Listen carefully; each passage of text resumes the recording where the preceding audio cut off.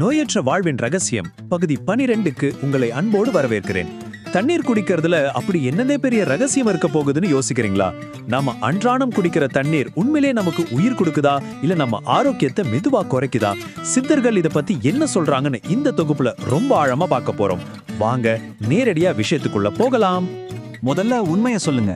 இன்னைக்கு சுத்தமான குடிநீர் அப்படின்னு சொன்னோடனே உங்க மைண்ட்ல என்ன வருது? ஒரு பிளாஸ்டிக் பாட்டிலோ இல்ல பெரிய கேன் தண்ணீரோ இதான வருது? நீங்க மட்டும் இல்லைங்க, நம்மள பல பேரோட மனநிலை இப்படிதான் இருக்கு. ஒரு காலத்துல தண்ணீருங்கிறது இயற்கையோட கூட, ஆனா இன்னைக்கு அது ஒரு வியாபார பொருளாவே மாறிடுச்சு இல்லையா? நம்ம பழக்க வழக்கங்கள் எவ்வளவு மாறிடுச்சு பாருங்க.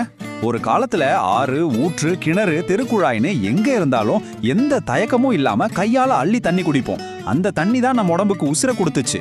ஆனா இன்னைக்கு குடிநீர் அப்படின்னாலே பாட்டில், பாக்கெட்டு, கேனு ஒரு ஆழமான மனச்சார்பு நிலைக்கு நம்ம தள்ளப்பட்டுட்டோம். ஆனா இந்த நவீன வசதிகளுக்கு பின்னாடி ஒரு பெரிய ஆபத்து ஒளிஞ்சிருக்கு. சுத்திகரிக்கப்பட்ட தண்ணி தான் பாதுகாப்பானதுன்னு நாம முழுமையா நம்புறோம். ஆனா இந்த சுத்திகரிப்பு அப்படிங்கிற பேர்ல தண்ணில இருக்கிற ரொம்ப ரொம்ப முக்கியமான இயற்கையான தாதுக்களை நாமளே அழிச்சிடுறோம்னு சித்த மருத்துவம் ரொம்ப தெளிவா நம்மளை எச்சரிக்குது. இப்படி தண்ணியில இருக்க வேண்டிய மெக்னீசியம், பொட்டாசியம் மாதிரியான அத்தியாவசிய தாதுக்கள் குறையும் போது என்ன ஆகும் தெரியுமா? அது நேரடியாகவே உங்க எலும்புகள், பற்கள், ஏன் ஒட்டுமொத்த உடல் ஆரோக்கியத்திலுமே ஒரு பெரிய நெகட்டிவ் இம்பாக்டை ஏற்படுத்துது.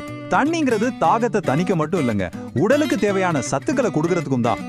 சரி, அப்போ நவீன மிஷின்கள் இல்லாத காலத்துல நம்ம முன்னோர்கள் எப்படித்தான் தண்ணில சுத்தப்படுத்தி ஆரோக்கியமா குடிச்சாங்க? அந்த இயற்கையான அறிவை பத்தி இப்ப பாப்போம். கெமிக்கல் ஃபில்டர்களுக்கு பதிலா அவங்க முழுமையா இயற்கையை மட்டும்தான் நம்பினாங்க. குறிப்பா நெல்லி மரக்கட்டை, அப்புறம் தேற்றான் கொட்டை, இதையெல்லாம் பயன்படுத்தி தண்ணீரை ரொம்ப இயற்கையாவும் பாதுகாப்பாவும் சுத்திகரிச்சாங்க. எந்த ஒரு சைடு எஃபெக்டும் இல்லாத ஒரு அருமையான டெக்னாலஜி இது. அது மட்டும் இல்லாம தண்ணியை எப்படி இன்னும் ஆரோக்கியமா மாத்துறதுன்னு ஒரு பெரிய லிஸ்டே வச்சிருந்தாங்க. மண்பானையில வெட்டி வேர், கருங்காலி மரக்கட்டை இல்லைன்னா சீரகம் சேர்த்து வச்சாங்க. அது அருமையான மணத்தையும் மருத்துவ பலனையும் கொடுத்துச்சு. அதே போல கொதிக்க வச்ச தண்ணியை செம்பு பாத்திரத்துல ஊற்றி மறுநாள் குடிக்கிற பழக்கமும் இருந்துச்சு. தேவைக்கேற்ப ஓமம், துளசி, வில்வம், புதினா மாதிரியான மூலிகைகளையும் தண்ணியோட சேர்த்து பல நோய்களை விரட்டி அடிச்சாங்க. அடுத்து ரொம்ப ரொம்ப முக்கியமான ஒரு விஷயம், தண்ணியில என்ன சேர்க்கிறோங்கிறத தாண்டி அதை எப்படி குடிக்கிறோங்கிறதுல தான் அடுத்த சூட்சுமமே இருக்கு. சித்தர்கள் சொல்ற அந்த தண்ணீர் குடிக்கும் கலை பத்தி பார்ப்போம். சித்தர்கள் சொல்ற அந்த சிம்பிளான ரூல்ஸ் என்ன தெரியுமா? முதலாவது, உங்களுக்கு எவ்வளவு தாகம் இருந்தாலும் சரி, தண்ணிய ஒரே மூச்சுல மடமடன் குடிக்கவே கூடாது. பாத்திரத்தை நேரா உதட்டுல வச்சு மெதுவா கொஞ்சம் கொஞ்சமா சிப் பண்ணி குடிக்கணும். சாப்பாடு சாப்பிட்றதுக்கு நாம எவ்வளவு முக்கியத்துவம் கொடுக்கறோமோ அதே முக்கியத்துவத்தை தண்ணி குடிக்கிறதுக்கும் கொடுக்கணும்.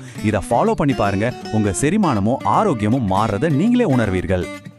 இதையெல்லாம் கேட்கும்போது நாம திரும்பவும் பழங்காலத்துக்கு போகணுமான்னு நீங்க யோசிக்கலாம். கண்டிப்பா இல்லைங்க.